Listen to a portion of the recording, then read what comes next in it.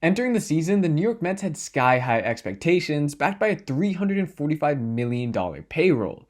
On paper, this team was insane, with arguably one of the best 1-2 punches of recent years in Justin Verlander and Max Scherzer, and not to mention their offense led by top guys in Pete Alonso, Francisco Lindor, Jeff McNeil, Brandon Nimmo, and others, were poised to be one of the MLB's best. However, come trade deadline time, they're out of the playoff race and have already sold their best reliever in David Robertson to the Marlins and future Hall of Famer Max Scherzer to the Rangers.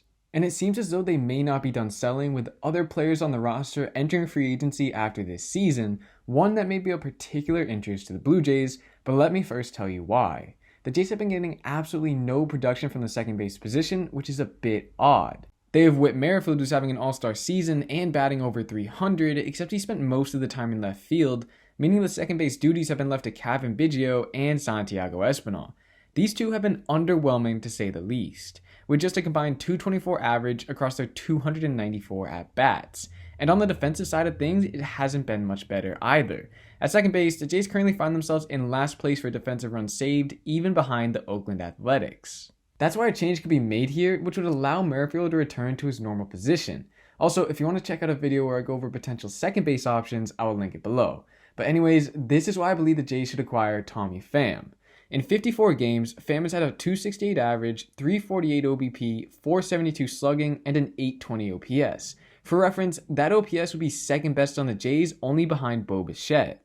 He would immediately come into the Jays lineup and be one of the more impactful bats, which is just crazy. Another reason to like Tommy Pham is his ability to hit lefties. Having him slide in at left versus a lefty would allow Merrifield to play at second, and his numbers versus lefties are much better than Espinal's or Biggio's.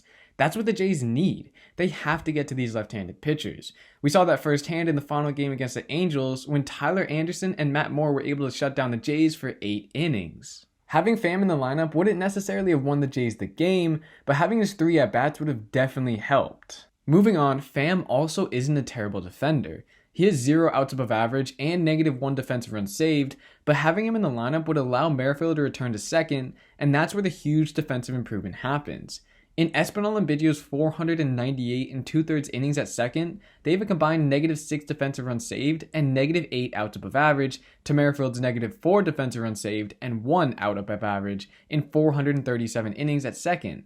It's not anything too drastic, but in the outs above average figure, it is pretty huge. And it's crazy to think that that big of a change can happen just from acquiring a left fielder. But what do you guys think about Tommy Pham? Would he be an interesting add, or do you think the Jays should be looking elsewhere to bolster their lineup?